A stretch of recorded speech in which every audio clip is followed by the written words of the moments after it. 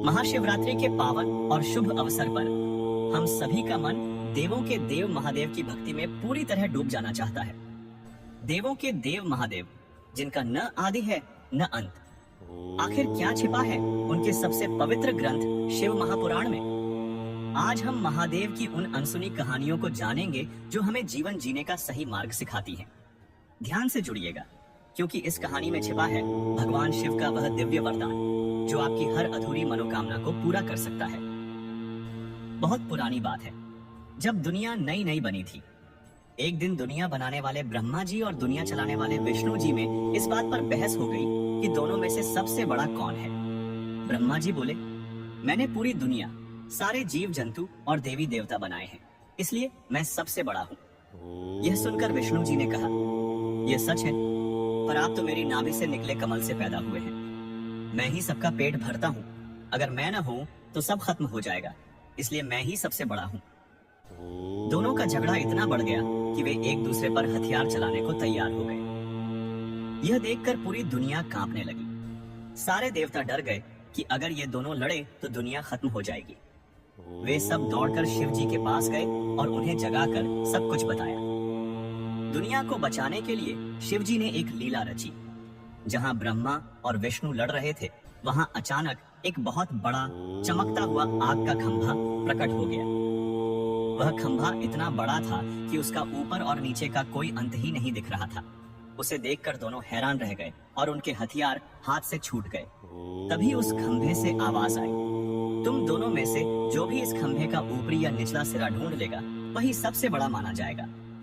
यह सुनकर विष्णु जी एक विशाल सुअर का रूप लेकर खंभे का निचला हिस्सा खोजने के लिए धरती खोदकर नीचे जाने लगे। हजारों साल बीत गए पर उन्हें खंभे का अंत नहीं मिला। आखिर में उन्होंने अपनी हार मान ली और सच बोलने के लिए वापस आ गए। दूसरी तरफ ब्रह्मा जी एक हंस का रूप लेकर खंभे का ऊपरी सिरा खोजने के लिए आसमान में उड़ गए। हजारों साल उड़ने के बाद भी उन्हें छोटी नहीं मिली। वे थककर नीचे लौटने लगे। तभी उन्हें ऊपर से एक केतकी का फूल गिरता हुआ दिखा। ब्रह्मा जी के मन में बेईमानी आ गई। उन्होंने फूल से कहा कि तुम मेरे साथ चलो और शिव जी के सामने झूठी गवाही देना कि मैंने खंभे की छोटी देख ली है। लालच में आकर फूल मान गया। ब्रह्मा जी ने वापस आकर घमंड से कहा, मैंने तो छोटी ढूंढ ली है, और सबूत के तौर पर केतकी के फूल से झूठी गवाही दिलवा दी। विष्णु जी चुपचाप अपनी हार मान चुके थे। ब्रह्मा जी का यह झूठ सुनकर वह आग का खंभा फट गया और उसमें से भगवान शिव अपने गुस्से वाले रूप में बाहर आए। शिव जी ने गुस्से में कहा, हे ब्रह्मा, तुमने बड़ा बनने के लिए इतना बड़ा झूठ बोला, इसलिए मैं तुम्हें श्राप देता हूँ कि दुनिया बनाने वाले होकर भी धरती पर तुम्हारी पूजा कभी नहीं होगी। फिर उन्होंने केतकी के फूल को श्राप दिया, तुमने झूठा साथ दिया, इसलिए आज से मेरी पूजा में तुम्हें कभी नहीं चढ़ाया जाएगा।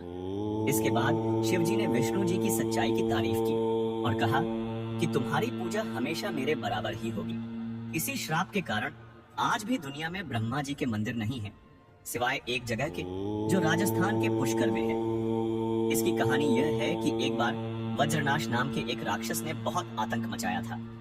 तब ब्रह्मा जी ने अपने कमल के फूल वाले हथियार से उसे मार डाला।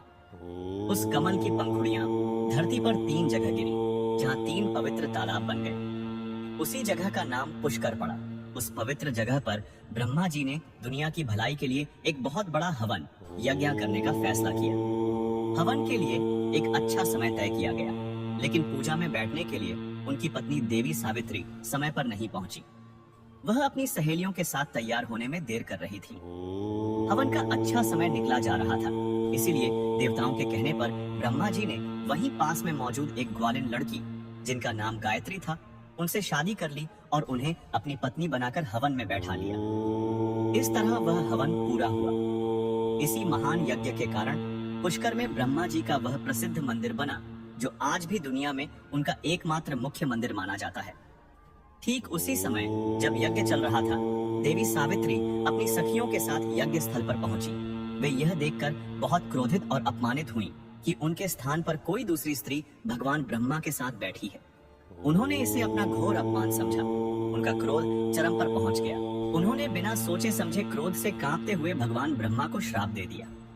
उन्होंने कहा, हे देव, आपने एक सांसारिक यज्ञ के मुहूर्त के लिए अपनी पत्नी का स्थान किसी और को दे दिया। जिस पूजा और प्रतिष्ठा के लिए आप इतने व्याकुल हैं, मैं आपको श्राप देती हूँ कि इस पृथ्वी लोक पर आपकी पूजा कभी नहीं की जाएगी। आपका मंदिर कहीं नहीं बनेगा और कोई भी गृहस्थ आपकी पूजा नहीं करेगा। आपकी पूजा केवल इसी स्थान पुष्कर तक ही सीमित रहेगी। देवी सावित्री का यह भयंकर श्राप सुनकर यज्ञ में मौजूद सभी देवता और ऋषि मुनि हैरान रह गए।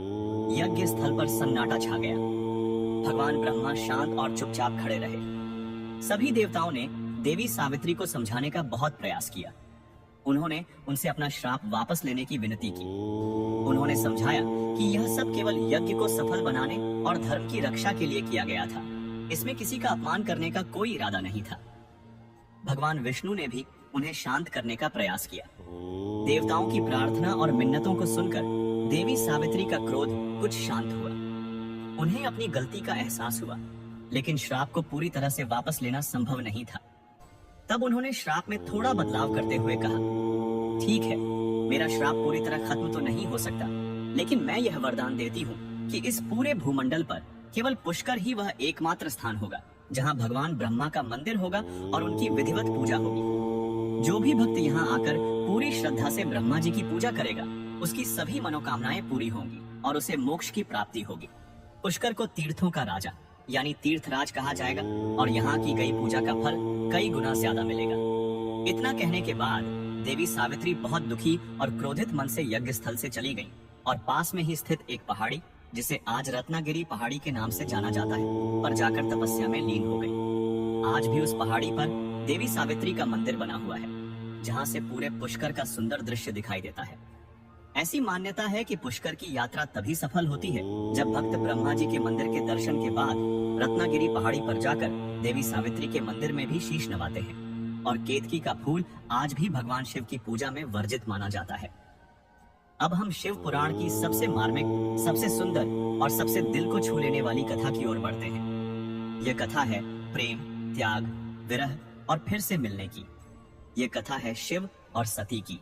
प्रजापति दक्ष, जो ब्रह्मा जी के मन से जन्मे पुत्र और एक महान राजा थे, उनकी कई पुत्रियां थीं। उन्हीं में से एक थी सती, जो स्वयं आदिशक्ति का अवतार थी।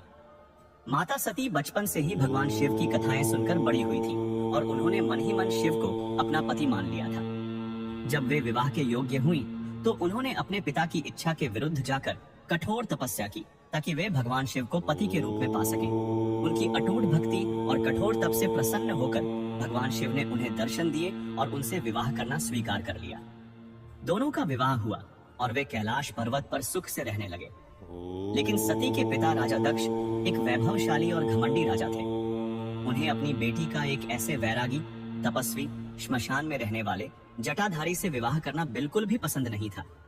वे हमेशा शिव का अपमान करने का मौका ढूंढते रहते थे। एक बार राजा दक्ष ने कणखल नाम की जगह पर एक बहुत बड़े महायज्ञ का आयोजन किया। उस यज्ञ में उन्होंने सभी देवी देवताओं, ऋषियों, मुनियों, गंधर्वों को बुलाया, लेकिन जानबूझकर अपनी ही बेटी सती और अपने दामाद भगवान शिव को निमंत्रण नहीं भेजा। जब माता सती को नारद जी से यह खबर मिली तो वे बहुत दुखी हुई। जब माता सती ने देखा कि सभी देवी देवता अपने विमानों में बैठकर उनके पिता के घर की ओर जा रहे हैं, तो उनके मन में भी उस उत्सव में शामिल होने की इच्छा जागी।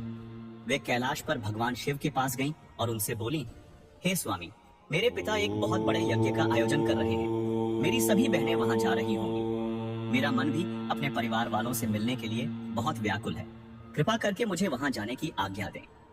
भगवान शिव, जो सब कुछ जानते थे, उन्होंने शांति से सती को समझाया, हे प्रिय, तुम्हारे पिता ने हमें यज्ञ में नहीं बुलाया है। बिना बुलाए किसी के घर जाना, खासकर वहां जहां हमारा अपमान होने का डर हो, यह बिल्कुल भी ठीक नहीं है। तुम्हारे पिता मुझसे नफरत करते हैं और वे मेरा अपमान करने का कोई मौका नहीं छोड़ेंगे। वहां जाने से तुम्हें केवल दुख ही मिलेगा। लेकिन सती पिता और परिवार के मोह में बंधी थी। उन्होंने तर्क दिया, हे महादेव, एक बेटी को अपने पिता के घर जाने के लिए किसी निमंत्रण की जरूरत नहीं होती। हो सकता है कि वे काम की व्यस्तता में हमें बुलाना भूल गए हों। मैं केवल अपनी माताओं और बहनों से मिलकर जल्दी ही लौट आऊंगी।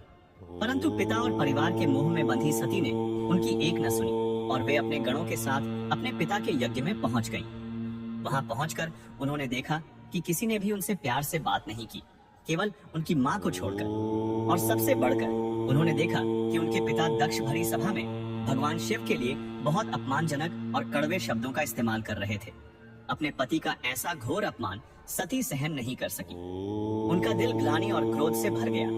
उन्होंने भरी सभा में अपने पिता को धिक्कारते हुए कहा, जिस शरीर का आपसे संबंध है उस शरीर को मैं अब और धारण नहीं करना चाहती। यह कहकर उन्होंने अपनी योग शक्ति से अग्नि प्रज्वलित की और उसी यज्ञ की वेदी में कूदकर अपनी देह का त्याग कर दिया। जैसे ही यह समाचार कैलाश पर भगवान शिव तक पहुंचा, उनका शांत स्वरूप प्रलयंकारी रौद्र रूप में बदल गया। क्रोध और दुख से उनका पूरा शरीर कांपने लगा। उन्होंने अपनी एक जटा को उखाड़कर पर्वत पर दे मारा। उस जटा से एक महापराक्रमी और भयानक गण प्रकट हुआ, जिसका नाम था वीरभद्र। शिव ने वीरभद्र को आज्ञा दी कि जाओ और दक्ष के यज्ञ को पूरी तरह नष्ट कर दो।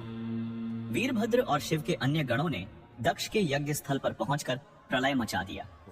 उन्होंने यज्ञ को ध्वस्त कर दिया, देवताओं को हराया और अंत में राजा दक्ष का सिर धड़ से अलग कर दिया। इसके बाद भगवान शिव स्वयं यज्ञ स्थल पर पहुंचे। अपनी प्रिय सती के निष्प्राण शरीर को देखकर उनका दुख एक महासागर की तरह उमड़ पड़ा। वे सती के मृत शरीर को अपने कंधे पर उठाकर एक पागल की तरह पूरे ब्रह्मांड में दुख और क्रोध में भटकने लगे। उनके इस रुद्र तांडव से सृष्टि का संतुलन बिगड़ने लगा, प्रलय के लक्षण दिखने लगे। यह देखकर सभी देवता डर गए और भगवान विष्णु से प्रार्थना करने लगे। तब सृष्टि को बचाने के लिए भगवान विष्णु ने अपने सुदर्शन चक्र का प्रयोग किया और माता सती के शरीर के एक एक अंग को काटकर अलग कर दिया। पृथ्वी पर जहाँ जहाँ माता सती के शरीर के अंग और आभूषण गिरे, वे स्थान आज 51 महाशक्ति पीठों के नाम से जाने जाते हैं और करोड़ों भक्तों की आस्था का केंद्र है। अपनी प्रियतमा के शरीर के विलीन हो जाने के बाद भगवान शिव एक सब कुछ त्याग चुके वैरागी बनकर हिमालय की एक गुफा में महातपस्या में लीन हो गए। युगों तक वे गहरी समाधि में डूबे रहे। अब युग बीतते गए। भगवान शिव के गहरे वैराग्य और तपस्या के कारण सृष्टि का संतुलन फिर से बिगड़ने लगा था। प्रेम और सृजन की प्रक्रिया धीमी पड़ गई थी। दूसरी ओर तारकासुर नामक एक महाशक्तिशाली राक्षस ने अपने तप से ब्रह्मा जी को प्रसन्न कर एक ऐसा वरदान पा लिया था कि उसकी मृत्यु केवल शिव के पुत्र के हाथों ही हो सकती है। चूंकि शिव घोर तपस्या में लीन थे और उनका विवाह करने का कोई विचार नहीं था, तारकासुर खुद को अमर मानकर तीनों लोकों पर अत्याचार करने लगा। उसने देवताओं को स्वर्ग से निकाल दिया और हर जगह अधर्म का साम्राज्य स्थापित कर दिया। इस महासंकट से उबरने के लिए सभी देवता देवगुरु बृहस्पति के साथ ब्रह्मा जी की शरण में गए। उन्होंने अपनी पीड़ा बताई और तारकासुर के अत्याचारों से मुक्ति का मार्ग पूछा। ब्रह्मा जी ने गंभीर होकर कहा, हे देवगण, तारकासुर का वध मेरे वरदान के अनुसार केवल शिवपुत्र ही कर सकता है। अतः यह आवश्यक है कि भगवान शिव का विवाह हो और यह कार्य केवल देवी आदिशक्ति ही कर सकती हैं, जिन्होंने पर्वतराज हिमालय के घर पार्वती के रूप में जन्म लिया है। यह सुनकर सभी देवता चिंतित हो गए। सबसे बड़ा सवाल यह था कि जो महादेव अपनी प्रिय पत्नी सती के वियोग में संसार से विरक्त होकर महातपस्या में लीन हैं, उनके मन में फिर से प्रेम और विवाह की भावना कैसे जगाई जाए, उन्हें उस गहरी समाधि से बाहर कैसे लाया जाए। बहुत सोच विचार के बाद देवराज इंद्र ने एक योजना बनाई। उन्होंने प्रेम और काम के देवता कामदेव को बुलाया। कामदेव, जिनका एक नाम अनंग भी है, अपने सौंदर्य, आकर्षण और फूलों के बाणों के लिए प्रसिद्ध थे। उनके बाणों से कोई भी प्राणी, चाहे वह मनुष्य हो, देवता हो या असुर, बच नहीं सकता था। इंद्र ने कामदेव से कहा, हे कामदेव, इस समय पूरा देवलोक और सृष्टि एक बड़े संकट में है। केवल तुम ही हमारी मदद कर सकते हो। तुम्हें भगवान शिव के मन में देवी पार्वती के प्रति प्रेम और काम की भावना को जगाना होगा, ताकि वे अपनी तपस्या तोड़ दें और विवाह के लिए सहमत हो जाएं। यह आदेश सुनकर कामदेव कांप उठे। उन्होंने डरते हुए कहा, हे देवराज, आप यह कैसी आज्ञा दे रहे हैं? क्या आप नहीं जानते कि भगवान शिव कौन है? वे महायोगी हैं। वे काल के भी काल महाकाल हैं। उन पर मेरे इन फूलों के बाणों का क्या असर होगा? यदि उनकी समाधि टूट गई और वे क्रोधित हो गए, तो वे अपने तीसरे नेत्र की ज्वाला से मुझे एक पल में भस्म कर देंगे। कृपा करके मुझे इस असंभव कार्य से मुक्त करें। लेकिन इंद्र ने उन्हें सृष्टि के कल्याण का वास्ता दिया और कहा कि यह केवल एक देवता का काम नहीं, बल्कि धर्म की स्थापना के लिए एक महायज्ञ है।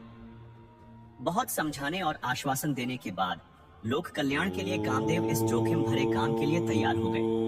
उन्होंने अपने मित्र वसंत, जो रथों के राजा हैं, और अपनी पत्नी रति को भी इस काम में मदद के लिए अपने साथ ले लिया। योजना के अनुसार माता पार्वती, जो पहले से ही शिव की सेवा में लगी हुई थी, हर दिन की तरह भगवान शिव की तपस्थली पर पहुंची। उसी समय कामदेव ने अपना काम शुरू किया। उनके मित्र वसंत ने अपनी शक्ति से उस पूरे जंगल का माहौल ही बदल दिया। पतझड़ का मौसम खत्म हो गया और बिना समय के वसंत ऋतु छा गई। सूखे पेड़ों पर नई पत्तियां आ गईं, चारों ओर रंग बिरंगे फूल खिल गए, धीमी धीमी सुगंधित हवा बहने लगी, पक्षी प्रेम के गीत गाने लगे और भावड़े गुंजार करने लगे। प्रकृति का कण कण श्रृंगार और प्रेम के रस में डूब गया। ऐसा मनमोहक वातावरण बन गया कि बड़े बड़े तपस्वियों का मन भी विचलित हो जाए। कामदेव स्वयं एक आम के पेड़ के पत्तों के पीछे छिप गए और सही मौके का इंतजार करने लगे। माता पार्वती ने भगवान शिव की पूजा की और जैसे ही वे उन्हें प्रणाम करने के लिए झुकी, उनकी उंगलियों का स्पर्श भगवान शिव के चरणों से हुआ। कामदेव ने इसी को सही मौका माना। उन्होंने अपने धनुष पर अपना सबसे शक्तिशाली और अचूक पुष्प बाण सम्मोहन चढ़ाया और उसे भगवान शिव के हृदय पर निशाना लगाकर छोड़ दिया। बाण लगते ही अपना असर दिखाया। हजारों सालों से समाधि में लीन भगवान शिव का शरीर एक पल के लिए सिहर उठा। उनकी आंखें खुल गईं, समाधि टूट चुकी थी। उनके सामने लावण्यमयी देवी पार्वती खड़ी थी। उस प्रेममय वातावरण में पार्वती के अनुपम सौंदर्य को देखकर एक पल के लिए शिव का मन भी विचलित हो गया, ठीक वैसे ही जैसे समुद्र में एक लहर उठती है। लेकिन वे महादेव थे, योगियों के भी ईश्वर। उन्हें तुरंत ही यह पता चल गया कि उनके मन का यह विचलन स्वाभाविक नहीं है, इसके पीछे कोई बाहरी शक्ति है। उनका वैराग्य क्रोध में बदल गया। उन्होंने गुस्से से भरकर चारों दिशाओं में देखा। उनकी तेज नजर ने आम के पेड़ के पीछे छिपे हुए कामदेव को देख लिया। यह देखकर कि एक छोटे से देवता ने उनकी तपस्या भंग करने की हिम्मत की है, भगवान शिव का क्रोध अपनी चरम सीमा पर पहुंच गया। उनका चेहरा लाल हो गया, उनकी भौहें तन गईं और उनके माथे पर स्थित उनका तीसरा नेत्र, जो ज्ञान, वैराग्य और संहार का प्रतीक है, धीरे धीरे खुलने लगा। जैसे ही वह तीसरा नेत्र पूरा खुला, उसमें से एक ऐसी महाभयानक और प्रचंड आग की ज्वाला निकली जिसकी गर्मी से तीनों लोग जलने लगे। इससे पहले कि कामदेव कुछ समझ पाते या भाग पाते, उस आग ने उन्हें अपनी चपेट में ले लिया। एक पल की चीख के साथ प्रेम के देवता कामदेव का सुंदर शरीर वहीं जलकर राख के ढेर में बदल गया। अपने पति कामदेव को अपनी आंखों के सामने भस्म होते देख उनकी पत्नी रति, जो कुछ दूर खड़ी यह सब देख रही थी, दहाड़ मारकर रोने लगी। वे विलाप करती हुई उस राख के ढेर पर गिर पड़ी। देवताओं में हाहाकार मच गया। उनकी पूरी योजना विफल हो गई थी। वे डर से कांपते हुए अदृश्य हो गए। भगवान शिव का क्रोध अभी भी शांत नहीं हुआ था। वे उस जगह को तुरंत छोड़कर और भी अधिक सुनसान जगह पर जाकर फिर से तपस्या में लीन हो गए। कामदेव के भस्म हो जाने से देवताओं की योजना विफल हो गई। अब उन्हें समझ आ गया कि शिव को काम या वासना से नहीं जीता जा सकता। उन्हें केवल सच्ची और निस्वार्थ भक्ति से ही पाया जा सकता है। अपने प्रयास को विफल होते देख और शिव को फिर से तपस्या में लीन जानकर माता पार्वती ने एक अभूतपूर्व फैसला लिया। उन्होंने निश्चय किया कि वे अब किसी बाहरी मदद से नहीं, बल्कि अपनी तपस्या के बल पर ही शिव को पाएंगी। उन्होंने अपने राजसी कपड़े और गहने त्याग दिए और पेड़ों की छाल के वस्त्र पहन लिए। उन्होंने अपनी माँ मैना और पिता हिमालय से आज्ञा लेकर तपस्या करने के लिए जंगल में प्रस्थान किया। यहीं से माता पार्वती की उस महान तपस्या की शुरुआत होती है, जिसकी मिसाल आज भी दी जाती है। उन्होंने ऐसी कठोर तपस्या की जिसे सुनकर ही रोंगटे खड़े हो जाते हैं। शुरू में उन्होंने केवल फल और कंद मूल खाकर तप किया। कुछ सालों बाद उन्होंने फलों का भी त्याग कर दिया और केवल पेड़ों से गिरे सूखे पत्तों को खाकर तपस्या करने लगी। इसीलिए उनका एक नाम अपर्णा पड़ा। गर्मी की प्रचंड धूप में वे अपने चारों ओर आग जलाकर और सूर्य की ओर एकटक देखकर तप करती थीं। बारिश के मौसम में वे बिना किसी छत के मूसलाधार बारिश में भीगती हुई तप में लीन रहती थीं और सर्दियों की जमा देने वाली ठंड में वे बर्फीले पानी के अंदर खड़े होकर तपस्या करती थीं। हजारों साल बीत गए। उनकी तपस्या का तेज इतना बढ़ गया कि तीनों लोग उसकी गर्मी से तपने लगे। बड़े बड़े ऋषि मुनि भी उनकी इस कठोर तपस्या को देखकर हैरान थे। अंत में उन्होंने पानी और हवा का भी त्याग कर दिया और केवल एक पैर पर खड़े होकर बिना कुछ खाए पिए तपस्या करने लगी। उनकी इस अटूट और निस्वार्थ तपस्या को देखकर स्वयं भगवान शिव का आसन भी डोल गया। उन्होंने फैसला किया कि वे पार्वती की अंतिम परीक्षा लेंगे। वे एक बूढ़े जटाधारी ब्रह्मचारी का वेश धारण करके पार्वती के आश्रम में पहुंचे। पार्वती ने एक अतिथि के रूप में उनका सत्कार किया। उस ब्रह्मचारी ने पार्वती से पूछा, हे सुकुमारी देवी, आप इस युवा अवस्था में ऐसी कठोर तपस्या क्यों कर रही हैं? आपको देखकर तो ऐसा लगता है कि आप किसी राज परिवार से हैं। क्या चाहती हैं आप? पार्वती ने विनम्रता से जवाब दिया, हे मुनिवर, मैं भगवान शिव को पति के रूप में पाने के लिए यह तप कर रही हूँ। यह सुनते ही वह ब्रह्मचारी हंसने लगा और शिव की निंदा करना शुरू कर दिया। वह बोला, क्या? उस शिव के लिए? वह जो श्मशान में रहता है, शरीर पर चिता की राख मलता है, जिसके पास न कोई कुल है, न घर है, न कोई संपत्ति। वह तो भूतों और प्रेतों का स्वामी है, एक नग्न रहने वाला भिखारी है। तुम जैसी त्रिलोक सुंदरी उस अमंगलकारी के लिए अपना जीवन क्यों नष्ट कर रही हो? मेरी बात मानो और यह हठ छोड़ दो। शुरू में तो पार्वती शांत रहकर सुनती रही, लेकिन जब उस ब्रह्मचारी ने शिव की निंदा की हदें पार कर दी तो उनका धैर्य टूट गया। वे गुस्से से खड़ी हो गईं और बोली, चुप रहो धूर्त, तुम शिव के स्वरूप को क्या जानो? वे ही इस जगत के स्वामी हैं, वे ही आदि और अंत हैं। तुमने मेरे आराध्य का अपमान किया है, मैं अब यहाँ एक पल भी रुकूंगी। जो शिव की निंदा करता है वह तो पापी है ही, पर जो उस निंदा को सुनता है वह भी पाप का भागी बनता है। यह कहकर जैसे ही पार्वती वहां से जाने के लिए मुड़ी, उस ब्रह्मचारी ने उनका हाथ पकड़ लिया। पार्वती ने हैरान होकर देखा तो उनके सामने कोई बूढ़ा ब्रह्मचारी नहीं, बल्कि स्वयं भगवान शिव अपने दिव्य स्वरूप में खड़े मुस्कुरा रहे थे। अपने आराध्य को अपने सामने देखकर पार्वती की आंखों से खुशी के आंसू बहने लगे। भगवान शिव ने बहुत प्यार से कहा, हे पार्वती, मैं तुम्हारी तपस्या और तुम्हारी अनन्य भक्ति से बहुत प्रसन्न हूँ। आज से मैं तुम्हारा दास हूँ। तुम मेरी अर्धांगिनी बनने के सर्वथा योग्य हो। यह सुनकर माता पार्वती का सारा कष्ट दूर हो गया। उनकी सालों की तपस्या सफल हो गई थी। इसके बाद भगवान शिव ने सप्तर्षियों को हिमालय राज के पास विवाह का प्रस्ताव लेकर भेजा और फिर देवलोक और पृथ्वीलोक के सबसे भव्य उत्सव शिव और पार्वती के दिव्य विवाह का आयोजन हुआ। यह विवाह सृष्टि का सबसे बड़ा उत्सव बन गया, जो हमें सिखाता है कि बाहरी रूप से अधिक महत्वपूर्ण आंतरिक गुण और सत्य होता है। जब भगवान शिव ने माता पार्वती की तपस्या से प्रसन्न होकर उन्हें अपनी पत्नी के रूप में स्वीकार कर लिया, तो पूरे ब्रह्मांड में खुशी की लहर दौड़ गई। देवताओं ने आकाश से फूलों की वर्षा की और गंधर्व मधुर संगीत गाने लगे। भगवान शिव ने पार्वती से कहा कि वे अपने घर लौट जाएं और अपने माता पिता को सूचित करें। वे जल्द ही विधि विधान से विवाह का प्रस्ताव लेकर सप्तर्षियों को भेजेंगे। माता पार्वती अपने घर हिमालय राज के महल में लौट आई। उनकी तपस्या से कमजोर हुआ शरीर फिर से अपने दिव्य सौंदर्य को प्राप्त कर चुका था। उनके चेहरे पर एक अनोखा तेज था। अपनी बेटी को सकुशल और प्रसन्न देखकर माता मैना और पिता हिमालय राज की खुशी का ठिकाना न रहा। जब पार्वती ने उन्हें बताया कि भगवान शिव ने उन्हें स्वीकार कर लिया है, तो वे आनंद से भर गए। भगवान शिव ने अपने वचन के अनुसार विवाह का औपचारिक प्रस्ताव भेजने के लिए सप्तर्षियों को आमंत्रित किया। उन्होंने सप्तर्षियों से कहा, हे महर्षियों, मैं पर्वतराज हिमालय की पुत्री पार्वती से विवाह करना चाहता हूँ। आप लोग मेरी ओर से उनके पिता के पास जाएं और इस विवाह का प्रस्ताव रखें। सप्तर्षि इस कार्य को अपना सौभाग्य मानकर हिमालय राज के महल पहुंचे। पर्वतराज हिमालय ने उनका भव्य स्वागत किया। सप्तर्षियों ने भगवान शिव का संदेश सुनाते हुए कहा, हे पर्वत श्रेष्ठ, स्वयं त्रिलोकीनाथ भगवान शिव आपकी पुत्री पार्वती का हाथ मांग रहे हैं। वे आपकी पुत्री की तपस्या से परम प्रसन्न हैं। यह संबंध न केवल आपके कुल के लिए बल्कि पूरे जगत के लिए कल्याणकारी होगा। यह सुनकर हिमालय राज भाव विभोर हो गए।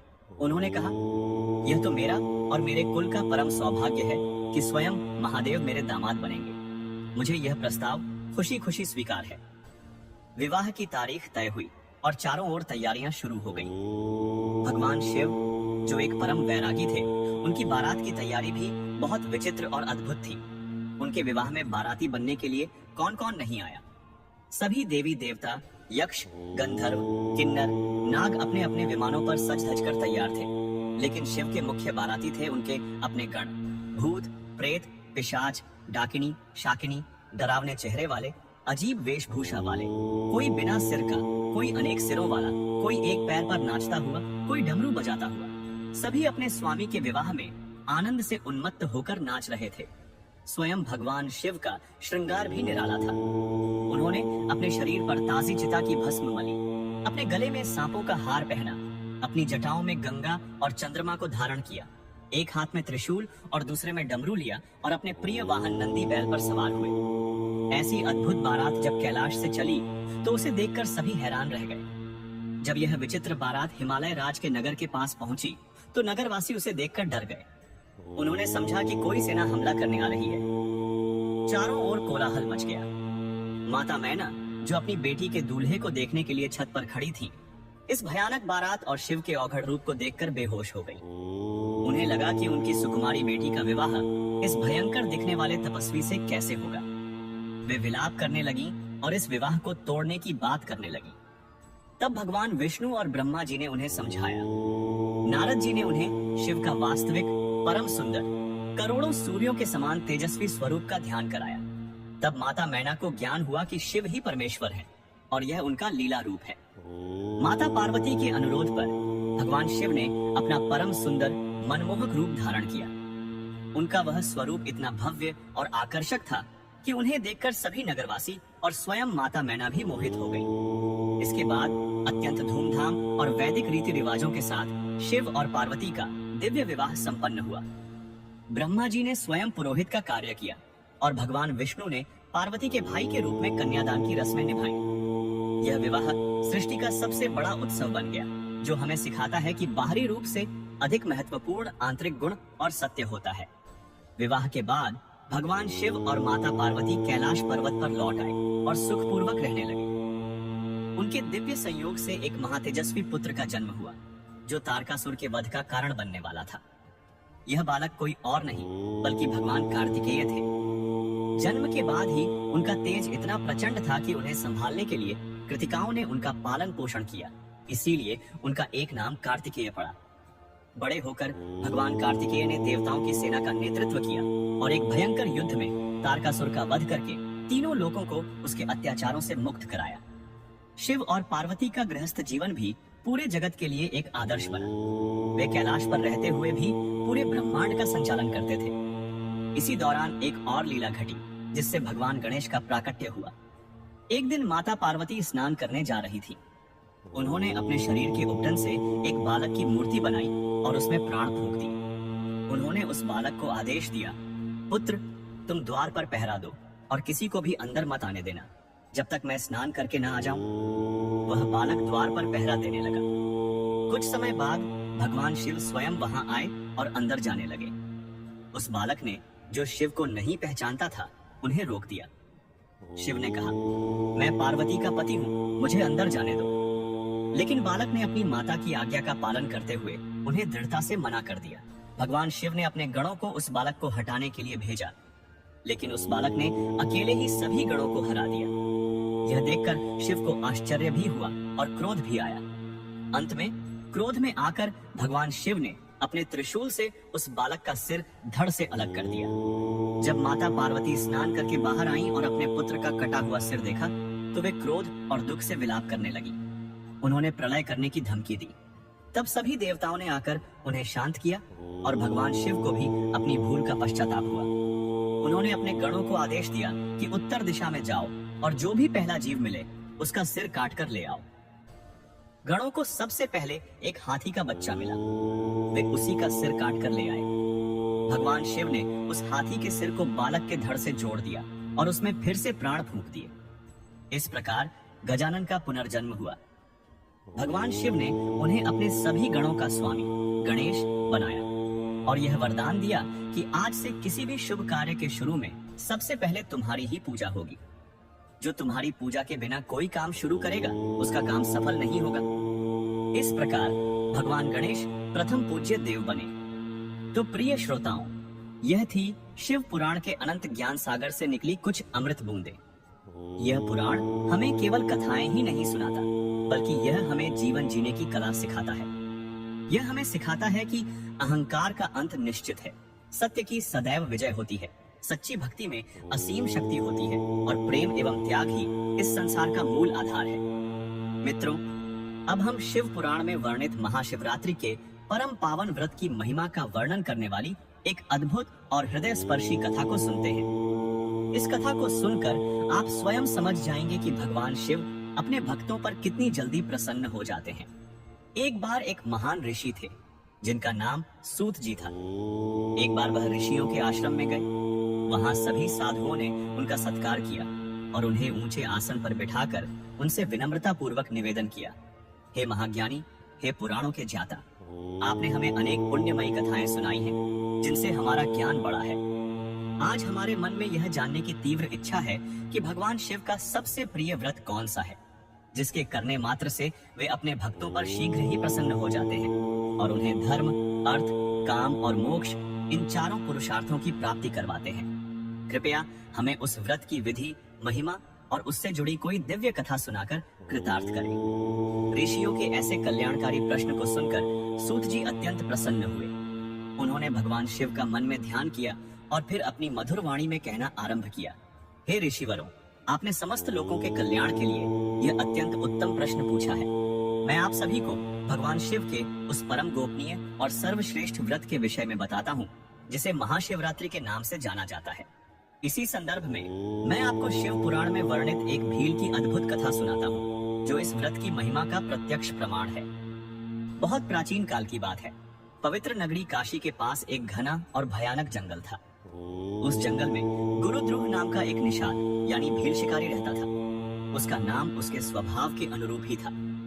वह अत्यंत क्रूर, निर्दयी और अधर्मी था। उसकी देह का रंग घने काले बादल के समान था। आंखें क्रोध से हर समय लाल रहती थी और उसके हृदय में दया का लेश मात्र भी नहीं था। उसका एकमात्र कर्म था निरीह वन्य प्राणियों का शिकार करना।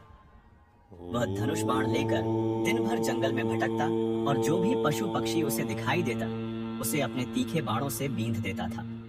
वह उनके तड़पते हुए शरीरों को देखकर प्रसन्न होता था। इसी क्रूरता से प्राप्त मांस को बेचकर और स्वयं खाकर वह अपने परिवार का पालन पोषण करता था। उसने अपने जीवन में कभी कोई पुण्य कर्म नहीं किया था, न ही उसे धर्म अधर्म का कोई ज्ञान था। वह दूसरों को पीड़ा देने में ही आनंद का अनुभव करता था।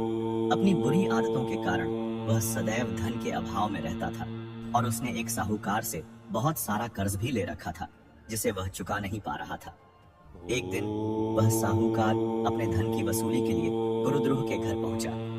उसने बड़े क्रोध में गुरुद्रोह को कर्ज चुकाने के लिए कहा, किंतु गुरुद्रोह के पास उसे देने के लिए एक फूटी कौड़ी भी नहीं थी। साहूकार का क्रोध 7वें आसमान पर पहुंच गया। उसने गुरुद्रोह को बलपूर्वक पकड़ लिया और उसे खींचते हुए अपने साथ ले गया। संयोगवश वह साहूकार भगवान शिव का परम भक्त था। उसने क्रोध में ही सही, पर गुरुद्रोह को ले जाकर एक शिवालय में बंदी बना दिया और बाहर से ताला लगा दिया। उसने सोचा कि जब तक यह मेरा कर्ज नहीं चुकाएगा, मैं इसे यहीं बंद रखूंगा। अब वह दिन भी क्या अद्भुत संयोग लेकर आया था। वह दिन महाशिवरात्रि का परम पावन पर्व था। उस शिवालय में सुबह से ही भक्तों का तांता लगा हुआ था। चारों ओर घंटियों और शंख की ध्वनि गूंज रही थी। भक्तगण हर हर महादेव और ओम नमः शिवाय का जय घोष कर रहे थे। मंदिर के पुजारी और अन्य भक्तगण भगवान शिव की विधि विधान से पूजा कर रहे थे। कोई शिवलिंग पर दूध चढ़ा रहा था, कोई दही से अभिषेक कर रहा था, तो कोई शहद और घी से। बेलपत्र, धतूरा, आंकड़े के फूल और भांति भांति की सुगंधित पुष्प मालाएं भगवान को अर्पित की जा रही थी। दिन भर वहां शिव पुराण की कथा का वाचन होता रहा। गुरुद्रोह, जो उस मठ के एक कोने में बंदी बना बैठा था, यह सब कुछ देख और सुन रहा था। भूख और प्यास से उसका बुरा हाल था, क्योंकि उसे खाने पीने को कुछ भी नहीं दिया गया था। उसके मन में शिव के प्रति कोई भक्ति या श्रद्धा का भाव नहीं था। वह तो केवल अपनी कैद से छूटने की चिंता में डूबा हुआ था। उसे उन भक्तों की आस्था और पूजा पाठ पर क्रोध आ रहा था। वह मन ही मन सोच रहा था कि ये सब लोग व्यर्थ ही अपना समय नष्ट कर रहे हैं। पत्थर की एक मूर्ति की पूजा करने से क्या मिलेगा? परंतु विधि का विधान कुछ और ही था। अनजाने में ही सही, भूखे प्यासे रहने के कारण गुरुद्रोह का शिवरात्रि का व्रत हो गया और भगवान शिव की कथा निरंतर उसके कानों में पड़ती रही। उन पवित्र मंत्रों और कथाओं की ध्वनि तरंगों ने बिना उसकी जानकारी के उसके कठोर हृदय पर अपना प्रभाव डालना शुरू कर दिया था। जब शाम हुई तो साहूकार पूजा समाप्त करके मठ में आया। उसने गुरुद्रुह को देखा और उसके मन में थोड़ी दया आ गई। उसने कहा, अरे गुरुद्रुह, मैं तुम्हें एक अवसर और देता हूँ। मैं तुम्हें अभी के लिए छोड़ रहा हूँ, किंतु याद रखना, यदि तुमने कल सूर्यास्त तक मेरा पूरा कर्ज ब्याज सहित नहीं चुकाया तो मैं तुम्हें राजदंड दिलवाऊंगा। गुरुद्रुह को तो जैसे मुंह मांगी मुराद मिल गई। उसने तुरंत हामी भर दी और साहूकार का वचन मानकर कैद से मुक्त हो गया। बंदी गृह से छूटते ही गुरुद्रुह के मन में पहला विचार शिकार का ही आया। उसने सोचा कि रात में ही किसी बड़े जानवर का शिकार करके उसका मांस बेचकर वह साहूकार का कर्ज चुका देगा। यही सोचकर उसने अपना धनुष बाण उठाया और बिना एक क्षण भी गंवाए उस घने और अंधकारमय जंगल की ओर तेजी से दौड़ पड़ा। रात घिर आई थी। आकाश में घने बादल छाए हुए थे, जिससे अंधकार और भी गहरा हो गया था। जंगल में चारों ओर झींगुरों की आवाज और सियारों की डरावनी हुआ गूंज रही थी, किंतु गुरुद्रोह को इन सब का कोई भय नहीं था। वह तो केवल शिकार की धुन में मग्न था। शिकार खोजते खोजते वह एक विशाल तालाब के किनारे पहुंच गया। उसने सोचा कि रात में कोई न कोई जानवर पानी पीने के लिए यहाँ अवश्य आएगा। यही सोचकर वह शिकार की घात लगाने के लिए एक ऊंचे वृक्ष पर चढ़ने लगा। वह वृक्ष कोई और नहीं बल्कि भगवान शिव को अत्यंत प्रिय बिल्व पत्र यानी बेल का पेड़ था। गुरुद्रोह को इस बात का थोड़ा भी ज्ञान नहीं था कि जिस बेल के पेड़ पर वह चढ़ रहा है, ठीक उसी पेड़ की जड़ों के पास घनी झाड़ियों में एक स्वयंभू शिवलिंग स्थापित है, जो बहुत प्राचीन और सिद्ध था। पेड़ पर चढ़कर गुरुद्रोह ने बैठने के लिए एक मोटी डाल चुनी। अपनी जगह को आरामदायक बनाने और सामने से शिकार को स्पष्ट रूप से देखने के लिए उसने कुछ टहनियों को तोड़ा, जिन पर बहुत सारे कोमल बेलपत्र लगे हुए थे। उसने उन पत्तों और टहनियों को बिना सोचे समझे नीचे की ओर फेंक दिया। वे सारे बेलपत्र दैवयोग से सीधे नीचे स्थापित शिवलिंग पर जाकर गिरे। गुरुद्रोह इस बात से पूरी तरह अनजान था, किंतु इस अनजाने काम से उसकी महाशिवरात्रि की रात्रि के प्रथम प्रहर की पूजा संपन्न हो गई। भगवान शिव की लीला अपरंपार है। वे तो भाव के नहीं, कर्म के भूखे हैं। कुछ समय बीता। गुरुद्रोह पूरी एकाग्रता से धनुष पर बाण चढ़ाए किसी शिकार की प्रतीक्षा कर रहा था। तभी उसे तालाब के किनारे कुछ हलचल महसूस हुई।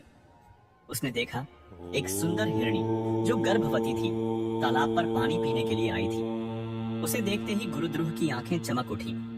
उसने तुरंत अपने धनुष की प्रत्यंचा खींची और बाण का संधान कर दिया। जैसे ही वह बाण छोड़ने वाला था, उस हिरणी की दृष्टि उस पर पड़ गई। वह भय से कांप उठी, किंतु फिर उसने हिम्मत करके शिकारी से कहा, हे व्याध, हे वन के राजा, मैं जानती हूँ कि तुम मुझे मारकर अपने परिवार का पेट भरोगे। मैं तुम्हारे भोजन में बाधा नहीं बनूंगी, किंतु मेरी एक प्रार्थना सुनो। मैं गर्भवती हूँ और शीघ्र ही अपने बच्चे को जन्म देने वाली हूँ। मैं तुम्हें वचन देती हूँ कि मैं अपने शिशु को जन्म देकर उसे सुरक्षित स्थान पर छोड़कर शीघ्र ही तुम्हारे पास वापस लौट आऊंगी। तब तुम मुझे मार लेना। कृपा करके अभी मुझे जाने दो।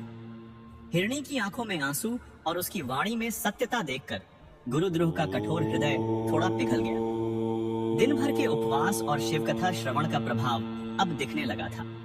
उसके मन में पहली बार किसी प्राणी के लिए दया का अंकुर फूटा। उसने कुछ क्षण सोचा और फिर उस हिरणी को जाने की आज्ञा दे दी। हिरणी उसे धन्यवाद देकर और शीघ्र लौटने का वचन देकर वहां से चली गई। समय बीतता गया। आधी रात हो चुकी थी। सर्दी अब बढ़ने लगी थी और गुरुद्रोह ठंड से कांप रहा था। भूख के मारे उसके पेट में चूहे कूद रहे थे। वह बार बार अपनी जगह बदल रहा था। जागते रहने के प्रयास में और ठंड से बचने के लिए उसने फिर से बेल के पेड़ की कुछ टहनियों को हिलाया और तोड़ा। उन टहनियों से भी बहुत सारे बेलपत्र झरकर नीचे गिरे और सीधे उसी शिवलिंग पर अर्पित हो गए। इस प्रकार गुरुद्रोह के द्वारा रात्रि के दूसरे प्रहर की शिव पूजा भी अनजाने में ही संपन्न हो गई। अभी कुछ ही देर हुई थी कि तालाब के किनारे एक और हिरणी आई। वह बहुत व्याकुल लग रही थी और इधर उधर किसी को खोज रही थी। यह पहली वाली हिरणी की छोटी बहन थी, जो अपनी बहन के वापस न लौटने पर चिंतित होकर उसे ढूंढने निकली थी। गुरुद्रोह ने उसे देखा तो उसका मन फिर से शिकार के लिए ललचाया। उसने सोचा कि पहली वाली तो धोखा देकर चली गई, इसे नहीं जाने दूंगा। उसने फिर से अपने धनुष पर बाण चढ़ाया। उस हिरणी ने भी शिकारी को देख लिया और कातर स्वर में बोली, हे शिकारी, मुझे मारने से पहले मेरी एक बात सुन लो। मैं कामातुर हूँ और अपने प्रिय, अपने पति से मिलने के लिए विरह में व्याकुल हूँ। मैं उनसे मिलकर और अपनी बड़ी बहन को तुम्हारा संदेश देकर शीघ्र ही तुम्हारे समक्ष प्रस्तुत हो जाऊंगी। मुझ पर विश्वास करो और मुझे जाने दो। उस हिरणी की विरह वेदना से भरी वाणी सुनकर गुरुद्रोह का मन और भी द्रवित हो गया। उसके भीतर का क्रूर शिकारी अब धीरे धीरे मर रहा था और एक संवेदनशील हृदय का जन्म हो रहा था। उसने उस हिरणी को भी जीवन दान दे दिया और उसे जाने दिया। अब रात्रि का तीसरा प्रहर आरंभ हो चुका था। घना अंधकार और जंगल की नीरवता गुरुद्रोह के मन में अनेक विचारों को जन्म दे रही थी। उसे अब अपने जीवन की निरर्थकता का बोध होने लगा था। वह सोच रहा था कि मैं कितना पापी हूँ जो केवल अपने स्वार्थ के लिए इन निरीह प्राणियों की हत्या करता हूँ। ये पशु होकर भी अपने वचन और धर्म का पालन कर रहे हैं और मैं मनुष्य होकर भी अधर्म के मार्ग पर चल रहा हूँ। इन्हीं विचारों में डूबे हुए और रात भर के जागरण से उत्पन्न हुई तंद्रा को दूर करने के लिए उसने फिर से बेल के कुछ पत्ते तोड़े और नीचे फेंक दिए। वे पत्ते भी पहले की तरह शिवलिंग पर ही जाकर गिरे और इस तरह रात्रि के तीसरे प्रहर की पूजा भी स्वतः ही संपन्न हो गई।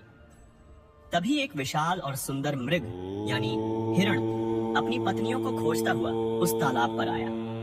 वह वही मृग था जिसका जिक्र दूसरी हिरणी ने किया था। उसने शिकारी को पेड़ पर देखा और समझ गया कि उसकी पत्नियां यहीं आई थी। उसने शिकारी से पूछा, हे व्याध, क्या तुमने यहाँ पानी पीने आई दो हिरणियों को देखा है? यदि तुमने उन्हें मार दिया है तो कृपा करके मुझे भी मार दो, क्योंकि मैं उनके बिना जीवित नहीं रह सकता। मुझे एक क्षण का भी विलंब प्रिय नहीं है, और यदि तुमने उन्हें जीवन दान देकर जाने दिया है तो मुझे भी कुछ समय की मोहलत दो। मैं उन दोनों से मिलकर और अपने बच्चों को उनके नाना नानी के पास सुरक्षित छोड़कर अपने पूरे परिवार सहित तुम्हारे सामने आत्मसमर्पण करने के लिए आ जाऊंगा। उस मृग के धर्मयुक्त और प्रेमपूर्ण वचन सुनकर गुरुद्रोह के आश्चर्य का ठिकाना न रहा। उसका हृदय पूरी तरह से परिवर्तित हो चुका था। उसके भीतर की सारी क्रूरता, सारा पाप बोध आंसुओं के रूप में उसकी आंखों से बह निकला। वह सोचने लगा कि धन्य है इन पशुओं का जीवन जो अपने वचन के लिए प्राण तक देने को तैयार है, और एक मैं हूँ जो केवल अधर्म और पाप में लिप्त रहा। गुरुद्रोह ने उस मृग को भी जाने का आश्वासन दिया। अब भोर होने वाली थी। रात्रि का चौथा और अंतिम प्रहर चल रहा था। गुरुद्रोह अब शिकारी नहीं रह गया था। उसका हृदय निर्मल हो चुका था। वह बस उन हिरणों के परिवार की प्रतीक्षा कर रहा था। सुबह की पहली किरण फूटने से पहले उसने देखा कि वह मृग अपनी दोनों पत्नियों और छोटे छोटे बच्चों के साथ उसके सामने आकर खड़ा हो गया है। वे सब अपनी मृत्यु के लिए प्रस्तुत थे। मृगराज ने कहा, हे व्याध, हम अपने वचन के अनुसार लौट आए हैं। अब तुम हम सबका वध करके अपनी और अपने परिवार की भूख मिटाओ और साहूकार का कर्ज भी चुका दो। विलंब मत करो। उस निरीह पशु परिवार के ऐसे सत्य, धर्म, प्रेम और त्याग को देखकर गुरुद्रोह का हृदय ग्लानि से भर गया। वह अपने किए गए पापों का स्मरण करके फूट फूट कर रोने लगा। उसने अपना धनुष बाण दूर फेंक दिया और पेड़ से नीचे उतरकर उस मृग परिवार के सामने हाथ जोड़कर खड़ा हो गया। उसने कहा, हे श्रेष्ठ मृग, तुम पशु होकर भी धन्य हो और मैं मनुष्य होकर भी अधम हूँ। मैंने जीवन भर पाप ही किए हैं। आज तुम सबने मेरी आंखें खोल दी हैं। जाओ, तुम सब स्वतंत्र हो। मैं आज से किसी भी जीव की हिंसा नहीं करूंगा। गुरुद्रोह का यह हृदय परिवर्तन, उसका अनजाने में किया गया शिवरात्रि का व्रत, पूरी रात का जागरण, शिवलिंग पर अनजाने में चढ़े बेलपत्र और अंत में उसके मन में उत्पन्न हुई करुणा और अहिंसा का भाव, यह सब देखकर देवाधिदेव महादेव अत्यंत प्रसन्न हुए। वे अब और देर न कर सके। उसी क्षण आकाश से एक दिव्य प्रकाश उतरा और एक सुंदर पुष्पक विमान उस स्थान पर आकर रुका। उस विमान से भगवान शिव के दिव्य पार्षद अपने हाथों में त्रिशूल और डमरू लिए हुए उतरे। उन्होंने गुरुद्रोह से कहा, हे निषादराज गुरुद्रोह, तुम धन्य हो। तुमने अनजाने में ही महाशिवरात्रि का व्रत करके भगवान शिव को प्रसन्न कर लिया है। तुम्हारे जन्म जन्मांतर के सभी पाप नष्ट हो चुके हैं। भगवान ने तुम्हें और इस सत्यवादी मृग परिवार को सभी को सदैव शिवलोक में बुलाने के लिए हमें भेजा है। यह कहकर शिवगणों ने गुरुद्रोह और उस संपूर्ण मृग परिवार को सम्मान सहित उस पुष्पक विमान में बिठाया और वे सभी भगवान शिव के परम धाम शिवलोक को चले गए, जहां उन्हें मोक्ष और अनंत आनंद की प्राप्ति हुई। यह कथा सुनाकर सूत जी ने शौनकादि ऋषियों से कहा, हे मुनिवरों, देखा आपने महाशिवरात्रि व्रत का प्रभाव। जब एक क्रूर शिकारी जिसने जीवन में कोई पुण्य नहीं किया वह भी केवल अनजाने में इस व्रत को करके मोक्ष को प्राप्त हो गया। तो जो भक्त जन पूरी श्रद्धा, भक्ति और विधि विधान से इस व्रत का अनुष्ठान करेंगे, उनके पुण्य की महिमा का वर्णन भला कौन कर सकता है। अतः यह महाशिवरात्रि का व्रत समस्त व्रतों में सर्वश्रेष्ठ है और शिव को परम प्रिय है। यह कथा सुनकर सभी ऋषि मुनि धन्य हो गए और उन्होंने भगवान शिव की जय जयकार की। अब हम भगवान शिव के अवतारों की कथा की ओर बढ़ते हैं। शिव पुराण की शतरुद्र संहिता में भगवान शिव के अनेक अवतारों का वर्णन है। यूं तो शिव अजन्मा और अनंत हैं, किंतु धर्म की स्थापना और भक्तों के कल्याण के लिए वे समय समय पर विभिन्न रूपों में अवतरित हुए हैं। उनके सबसे प्रमुख और रौद्र अवतारों में से एक है वीरभद्र अवतार। इस अवतार का प्राकट्य तब हुआ था जब माता सती ने अपने पिता दक्ष के यज्ञ में आत्मदाह कर लिया था। सती की मृत्यु के समाचार से क्रोधित होकर शिव ने अपनी एक जटा से वीरभद्र को उत्पन्न किया था, जिन्होंने दक्ष के यज्ञ को पूरी तरह से ध्वस्त कर दिया था और दक्ष का सिर काट दिया था। वीरभद्र अवतार शिव के उस क्रोध का प्रतीक है जो धर्म और सम्मान की रक्षा के लिए आवश्यक है। परमपिता परमात्मा जो अनादि और अनंत है, जिनकी कोई निश्चित आकृति नहीं है, वे ही इस चराचर जगत के मूल कारण हैं। जब ब्रह्मांड में कुछ भी नहीं था, केवल एक गहन अंधकार और शून्य व्याप्त था, तब उस परम तत्व की इच्छा से ही सृष्टि का प्रादुर्भाव हुआ। उन्हीं परमेश्वर को हम विभिन्न नामों से जानते हैं, जिनमें शिव एक प्रमुख नाम है। शिव का अर्थ है कल्याणकारी। वे जितने भोले और कृपालु हैं, उतने ही प्रचंड और संहारक भी हैं। उनका एक स्वरूप भोला भंडारी है, जो एक लोटा जल से प्रसन्न हो जाते हैं, तो दूसरा स्वरूप रुद्र का है, जिनके क्रोध से तीनों लोक कांप उठते हैं। आज हम आपको भगवान शिव के उसी रुद्र अवतार की संपूर्ण गाथा सुनाएंगे। यह कथा सृष्टि के आरंभिक काल की है। जब भगवान नारायण अपनी योग निद्रा में लीन थे, तब उनकी नाभि से एक दिव्य कमल उत्पन्न हुआ। उस कमल पर चतुर्मुख ब्रह्मा जी प्रकट हुए। ब्रह्मा जी को सृष्टि की रचना का कार्य सौंपा गया था। जब उन्होंने अपनी चारों दिशाओं में देखा, तो उन्हें जल के अतिरिक्त कुछ भी दिखाई नहीं दिया। वे इस बात से चिंतित हो गए कि सृष्टि की रचना का यह महान कार्य वे अकेले कैसे संपन्न करेंगे। उन्होंने घोर तपस्या की और अपनी तपस्या के बल पर उन्होंने सबसे पहले अपने ही जैसे 4 मानस पुत्रों को उत्पन्न किया। इन चारों के नाम थे सनक, सनंदन, सनातन और सनत कुमार। ये चारों बालक जन्म से ही परम ज्ञानी, सिद्ध और वैराग्य की प्रतिमूर्ति थे। उनके मन में सांसारिक विषयों के प्रति कोई आसक्ति नहीं थी और वे सदैव भगवत चिंतन में ही डूबे रहते थे। ब्रह्मा जी अपने इन तेजस्वी पुत्रों को देखकर अत्यंत प्रसन्न हुए। उन्होंने उन चारों कुमारों को आदेश दिया, हे पुत्रों, मैंने तुम्हें सृष्टि के विस्तार के लिए उत्पन्न किया है। तुम लोग प्रजा की सृष्टि करो और इस जगत को आगे बढ़ाओ। यह मेरा आदेश है। ब्रह्मा जी को विश्वास था कि उनके आज्ञाकारी पुत्र उनके इस आदेश का पालन अवश्य करेंगे, परंतु उन चारों कुमारों का लक्ष्य तो कुछ और ही था। वे जन्म मृत्यु के चक्र से मुक्त होकर परब्रह्म में विलीन होना चाहते थे। उन्होंने हाथ जोड़कर अपने पिता ब्रह्मा जी से कहा, हे तात, हम सृष्टि के बंधन में नहीं बंधना चाहते। हमारा मन केवल तपस्या और श्रीहरि के चरणों में ही लगता है। सांसारिक प्रपंच और मोह माया हमें अपने लक्ष्य से भटका देंगे। कृपा करके हमें इस कार्य से मुक्त करें और हमें अपनी साधना करने की अनुमति दें। अपने पुत्रों से ऐसी विरक्तिपूर्ण बातें सुनकर ब्रह्मा जी को गहरा आघात लगा। उन्होंने उन्हें समझाने का बहुत प्रयास किया, लेकिन चारों कुमार अपने निश्चय पर अडिग रहे।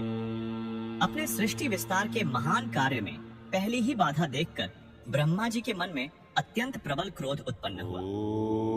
यह कोई साधारण क्रोध नहीं था, यह सृष्टिकर्ता का क्रोध था, जिसकी अग्नि से संपूर्ण ब्रह्मांड के भस्म हो जाने का भय था।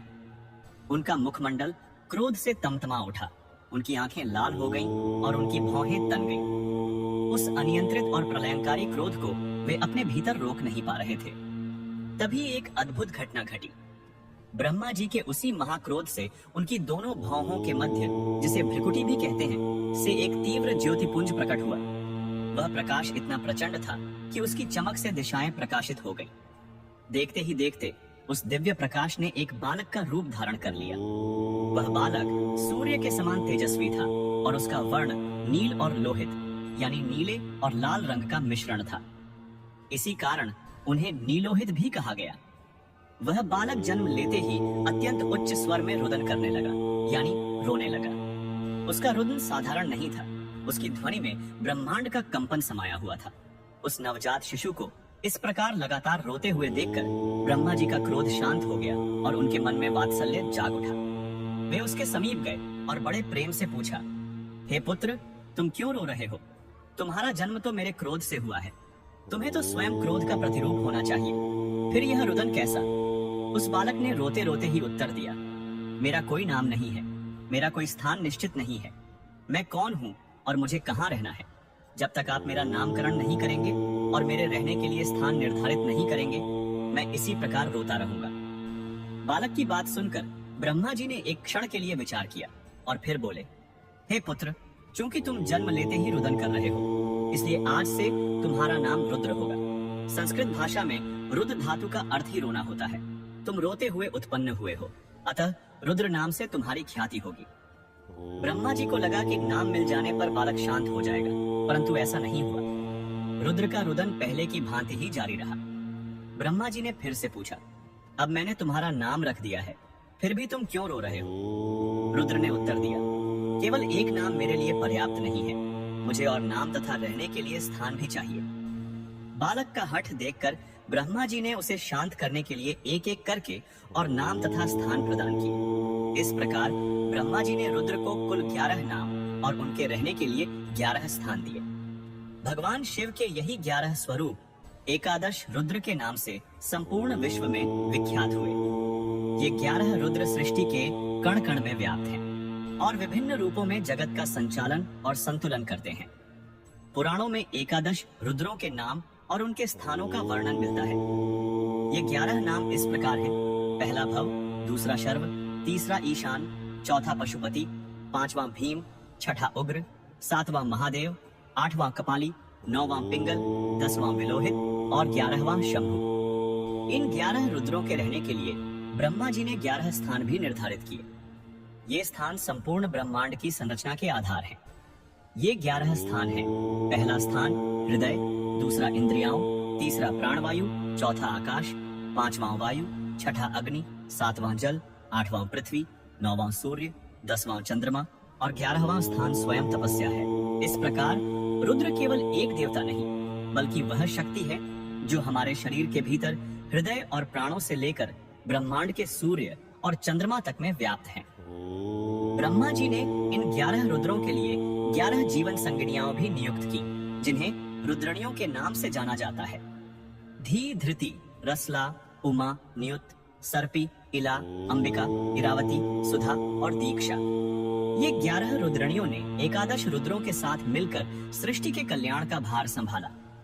जब रुद्र को यह 11 नाम, 11 स्थान और 11 जीवन संज्ञाएं प्राप्त हो गई, तब जाकर उनका रुदन शांत हुआ और उन्होंने अपने पिता ब्रह्मा जी को प्रणाम किया। अब प्रश्न यह उठता है कि रुद्र के इस अवतार का वास्तविक अर्थ क्या है? रुद्र का स्वरूप भयंकर और रौद्र है, फिर भी वे कल्याणकारी शिव का ही अंश क्यों है? इसका उत्तर गहरा और तात्विक है। भगवान शिव का रुद्र स्वरूप विनाश का प्रतीक है, लेकिन यह विनाश नकारात्मक नहीं है। यह शुद्धि और नवनिर्माण के लिए किया गया विनाश है। जब सृष्टि में अधर्म, अज्ञान, अहंकार और पाप बढ़ जाता है, तो संतुलन स्थापित करने के लिए एक ऐसी शक्ति की आवश्यकता होती है जो इन सभी नकारात्मक तत्वों का निर्ममता से नाश कर सके। रुद्र वही प्रलयंकारी शक्ति है। जिस प्रकार एक किसान अच्छी फसल उगाने के लिए पहले खेत से खरपतवार को उखाड़ फेंकता है, जिस प्रकार एक स्वर्णकार सोने को शुद्ध करने के लिए उसे प्रचंड अग्नि में तपाता है, ठीक उसी प्रकार भगवान रुद्र सृष्टि से अशुद्धियों को मिटाने के लिए अपने रौद्र रूप में प्रकट होते हैं। उनका क्रोध सृजनात्मक है। वह पुरानी सड़ी गली व्यवस्थाओं को ध्वस्त करता है ताकि एक नई स्वस्थ और सात्विक व्यवस्था का जन्म हो सके। इसलिए संहारक होते हुए भी रुद्र परम मंगलकारी है। रुद्र का एक और महत्वपूर्ण स्वरूप प्रकृति की अनियंत्रित शक्तियों के अधिपति के रूप में है।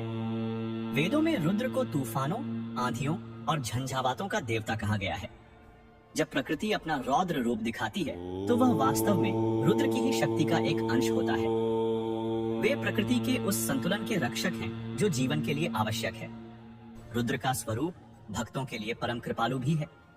यद्यपि उनका नाम और रूप भय उत्पन्न करता है, परंतु जो भक्त सच्ची श्रद्धा से उनकी उपासना करता है, उसके लिए वे सबसे बड़े रक्षक बन जाते हैं। श्री रुद्रम जो यजुर्वेद का एक प्रसिद्ध अध्याय है, उसमें रुद्र के भयंकर और शांत दोनों ही स्वरूपों की स्तुति की गई है।